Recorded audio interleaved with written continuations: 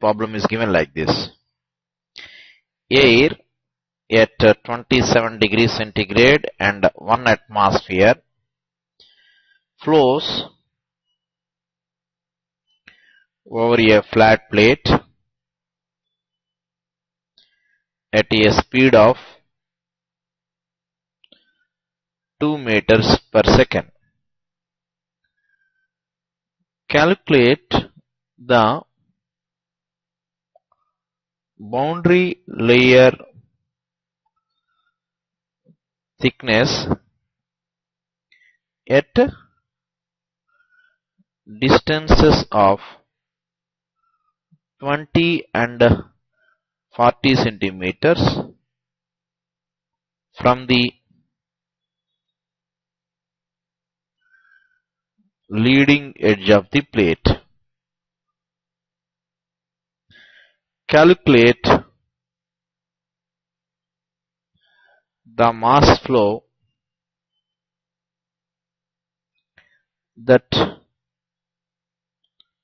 enters the boundary layer between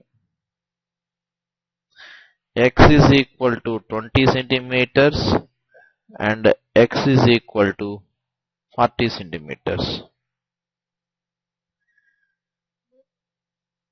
The viscosity of air at 27 degrees centigrade is 1.85 into 10 power minus 5 kg per meter second. Assume unit depth in the z direction, that is perpendicular to the plane of paper. The solution to this problem could be given like this. The density of air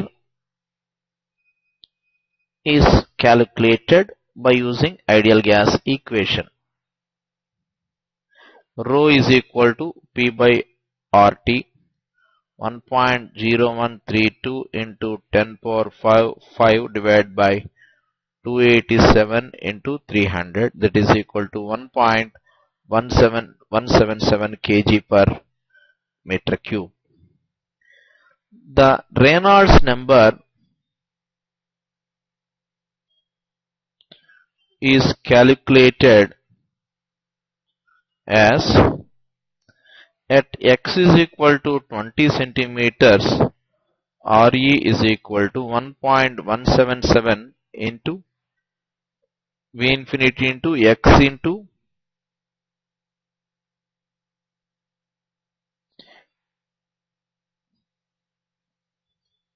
0.2 divided by Vx rho by nu. Velocity is 2 meters per second, x is given as 0.2, nu is V infinity into x rho by mu. Dynamic viscosity is given. The Reynolds number at x is equal to 20 centimeters, that is local Reynolds number is given as 27,580. This is the local Reynolds number at x is equal to 0.2 meters. At x is equal to 40 centimeters, Reynolds number is given as 1.177 into 2 into 0.4 divided by 1.85 into 10 power minus 5. It comes to 55,160. As I mentioned earlier, as x gets doubled, boundary Reynolds number also will increase. Now I'll calculate the boundary layer thickness. Delta at x is equal to 0.2 meters is equal to 4.64 into 0.2 divided by 10 to the power of half. It comes to 0.00559 meters. At x is equal to 0.4 meters, delta is equal to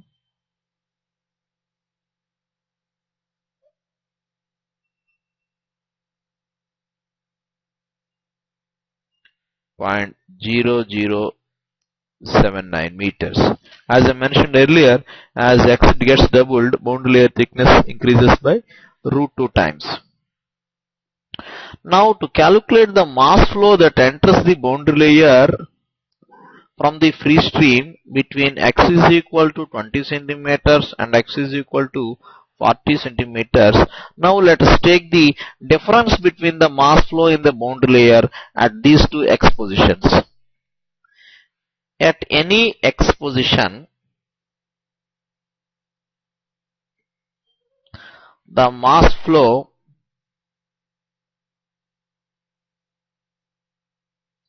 in the boundary layer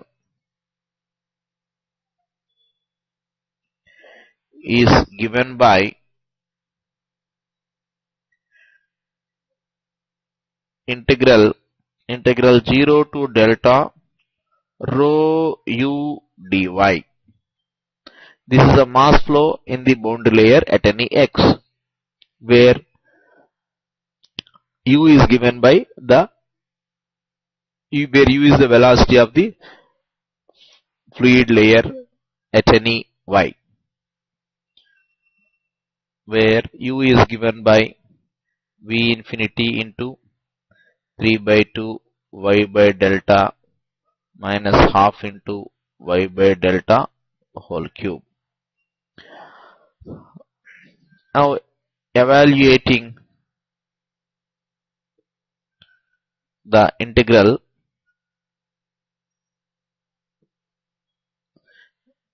with the velocity function,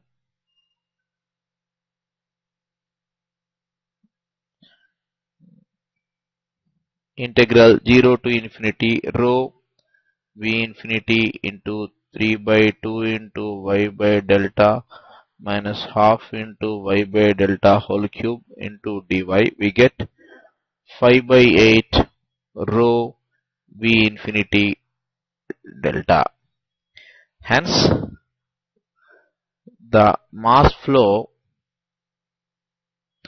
entering the boundary layer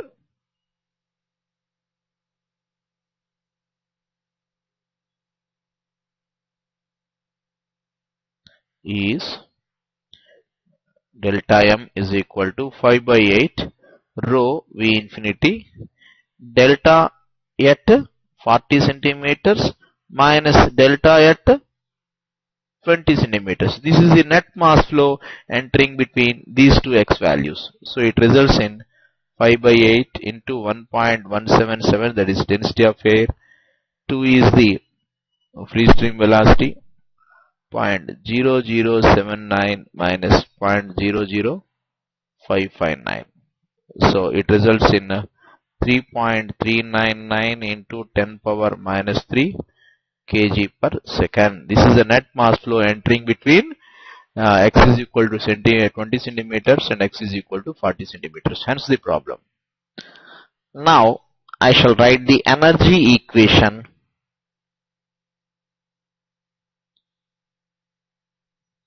of the boundary layer. Earlier we had written the conservation of mass and as well as conservation of momentum. First one is continuity equation and the second one is Newton's second law of motion, that is impulse momentum equation. Now I am writing the third one, that is the energy equation of the boundary layer, assuming, what are the assumptions we make out here? Incompressible steady flow,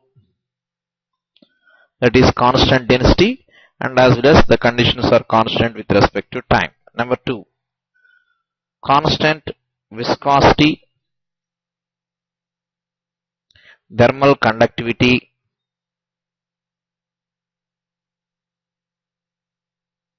and specific heat. Number 3, negligible heat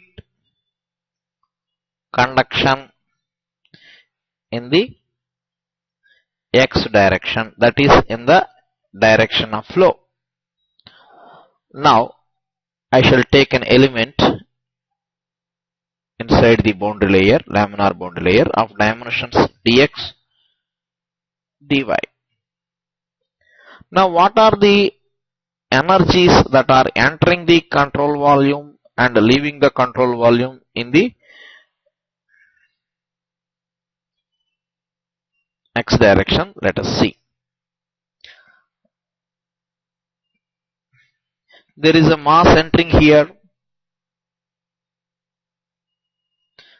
that is rho Cp u T dy, that is a mass flow rate into temperature into specific heat, that is a heat entering along with the mass into the control volume. What is the heat leaving along with the mass? That is rho Cp u plus dou u by dou x into dx into T plus dou T by dou x into dx into dy. These two will indicate the energies that are entering the element in the x direction and leaving the x direction along with the mass. Now what is the heat conducted in the y direction? Minus k dx into dou t by dou y. This is Fourier law. What is the heat conducted in the y direction, leaving the y direction at the other end? That is minus k dx into dou t by dou y plus dou by dou y of dou t by dou y into dy. This is the heat conducted at the top face in the y direction. Okay. Now there is a mass transfer in the y direction also. Therefore, energy entering along with the mass in the y direction is, that is this mass, that is this quantity.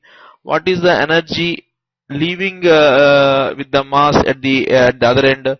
That is rho Cp v plus dou v by dou y into dy into, I write the other side, t plus dou t by dou y into dy into dx. So this is the energy that is leaving with the mass leaving at the top face. Okay, now there is net viscous work here. Net viscous work, because viscous force is different at both and top faces. Obviously there is a net viscous work given by mu into dx into dou u by dou y whole square into dy. This is the net viscous work. So we have written all the energies for the element what I had considered. Now I shall once again explain about the energies here. We had written rho Cp ut dy, that is energy entering the control volume in the x direction at the left face along with the mass entering. Similarly, the mass leaving at the other face, hence there is an energy leaving. The total energy leaving along with the mass in the x direction at the other face also I had given. Similarly, there is a heat conducted at the bottom face in the y direction, minus k dx dou t by dou y, and there is a heat conducted at the top face in the y direction, that is also I had given, both from the Fourier law. Okay, then what is the mass that is entering at the bottom face in the y direction? Rho v cpt dx. Along with that there is an energy entering. So this is a rho v cpt dx will indicate the energy that is entering the control volume in the y direction along with the mass. Similarly, the energy leaving along with the mass at the top face also I had given. We had neglected the conduction terms in the x direction. Now the energy balance for steady flow may be written as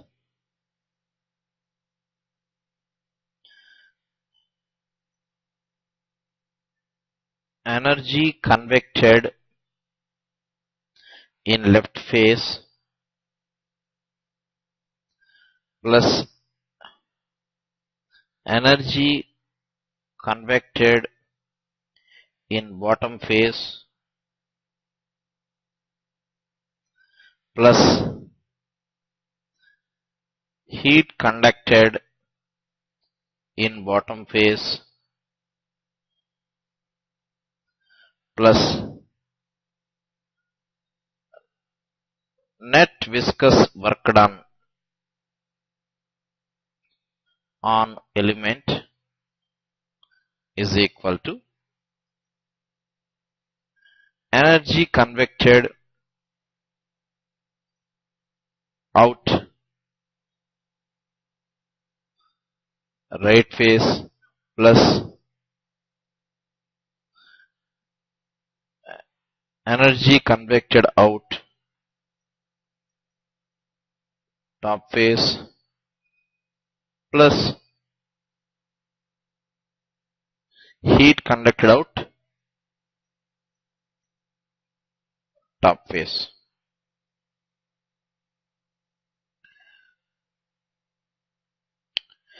But if you write all these terms as given in the figure, earlier figure,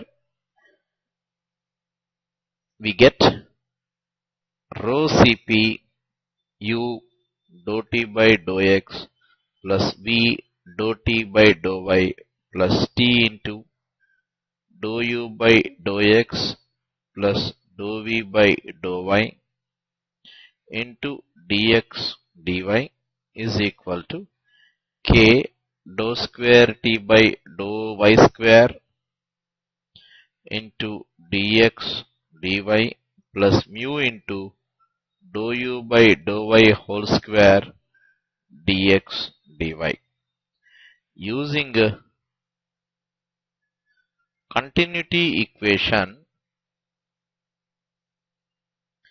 dou u by dou x plus dou v by dou y is equal to 0 for steady flow we get, and throughout also we divide with rho Cp, we get u into dou T by dou x plus v into dou T by dou y is equal to alpha into dou square T by dou y square plus mu by rho Cp into dou u by dou y whole square.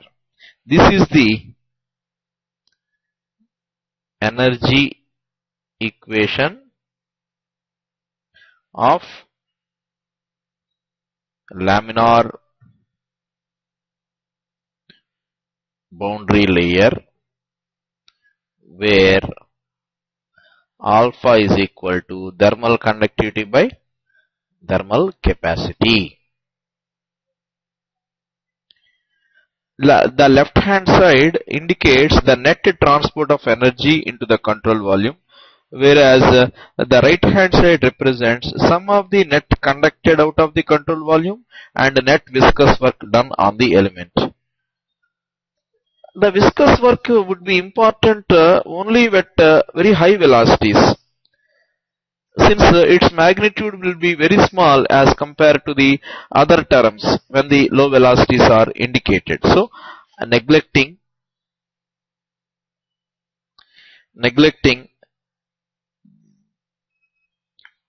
viscous work, that is mu by rho Cp into dou u by dou y whole square, heat generated due to the viscous work, we get u into dou T by dou x plus v into dou T by dou y is equal to alpha into dou square T by dou y square. This is the energy equation of the laminar boundary layer, neglecting the heat generated due to the viscous work, because heat generated due to the viscous work is of very small magnitude as compared to the other terms, particularly when the velocities of flow are usually low. Now, there is striking similarity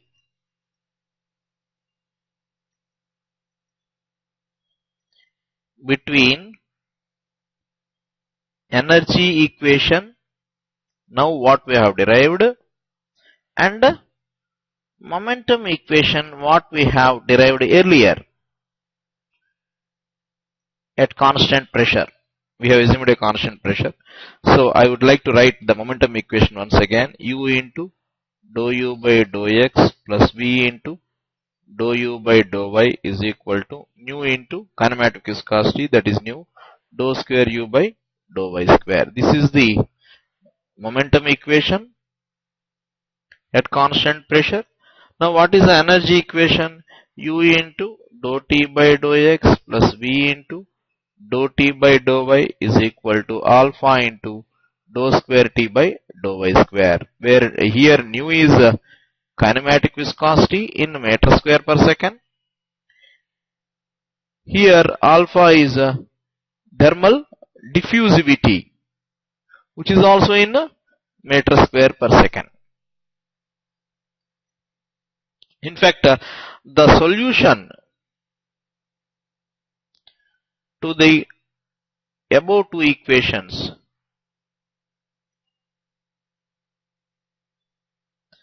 will have exactly the same form when alpha is equal to nu.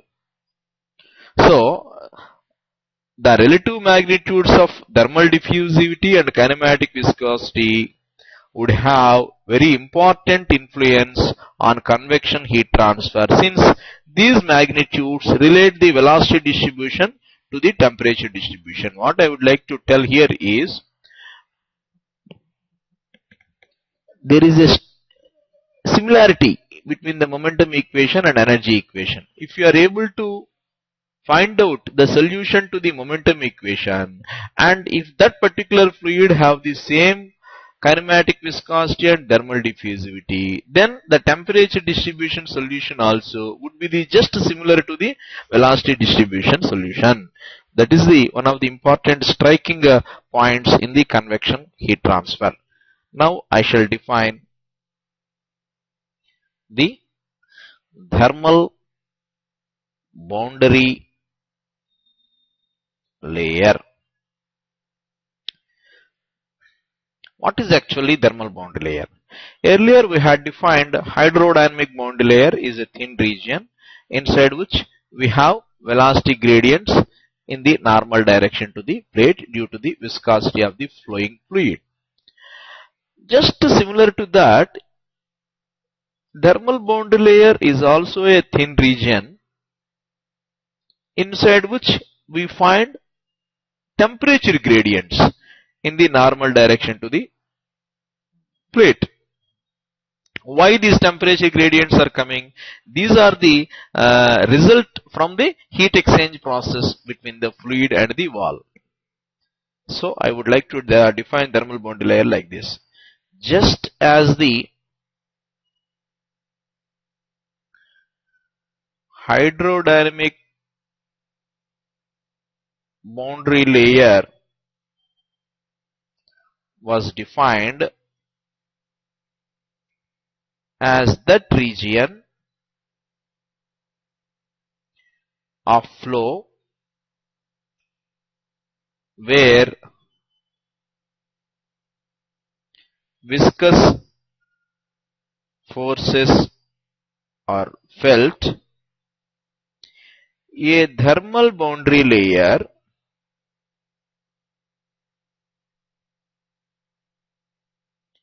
may be defined as the region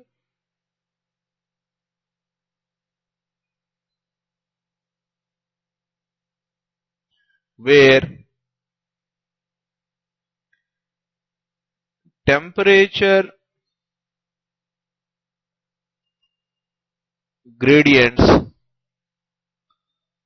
are present in the flow. So, thermal boundary layer is a thin region inside which we find the temperature variation in the normal direction to the plate. Now, I shall consider a flat plate like this. If this is the thermal boundary layer, if this is the temperature of the plate TW, if this is the direction of heat conduction, there is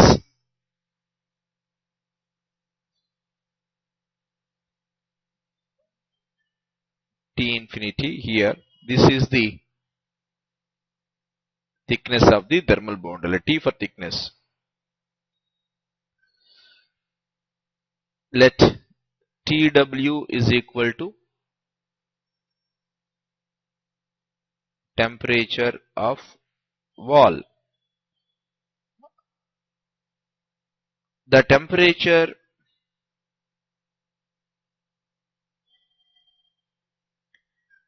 of fluid outside thermal boundary layer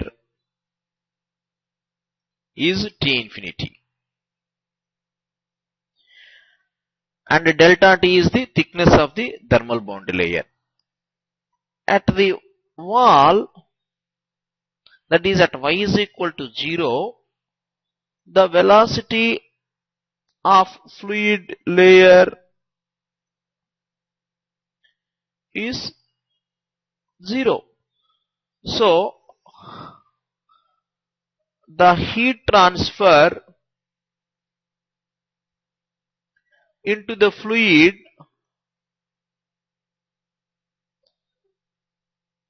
occurs by conduction. Thus, the local heat flux per unit area is Q by A is equal to minus K dou T by dou Y at wall, that is at y is equal to 0.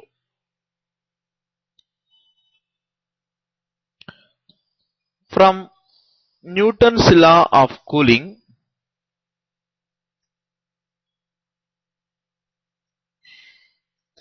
heat flux per unit area is H into TW minus T infinity, where H is the convection heat transfer coefficient.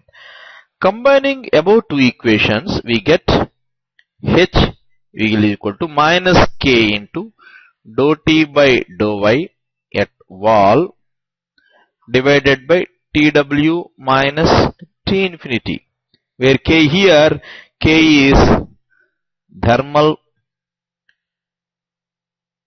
conductivity of fluid, and dou T by dou Y at wall is equal to spatial gradient of temperature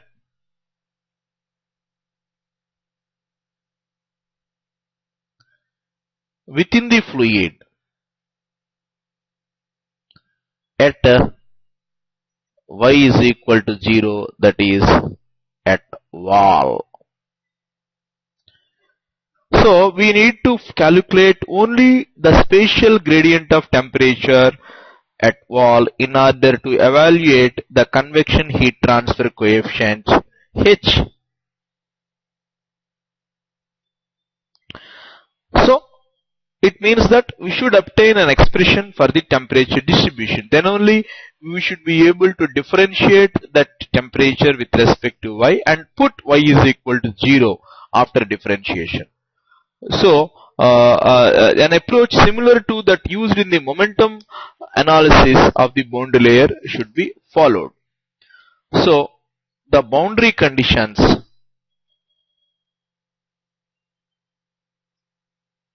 for temperature distribution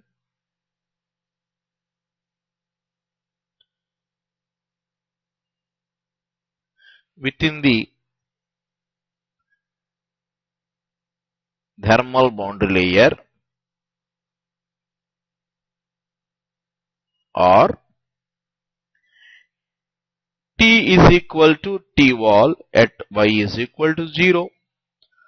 Dou T by dou y is equal to 0 at y is equal to delta T, that is at the edge of the thermal boundary layer. T is equal to T infinity at y is equal to delta T. with no viscous heating,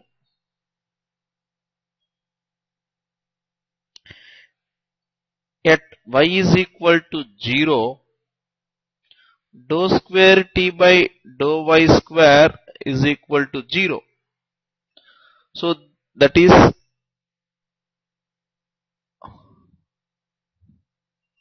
since velocities must be 0 at the wall. So with these boundary conditions, we could write the solution for the temperature distribution within the thermal boundary layer.